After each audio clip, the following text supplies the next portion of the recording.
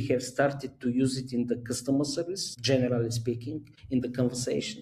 But the most important part that we really focus on is in the credit risk management. We built really machine learning models, automated decision engines that help us in real time to have the possibility to make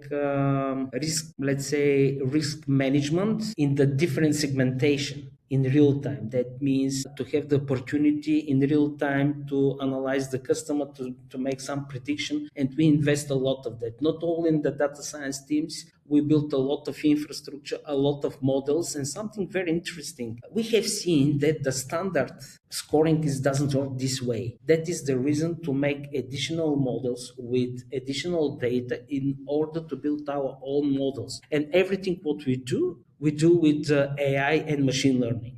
Everything.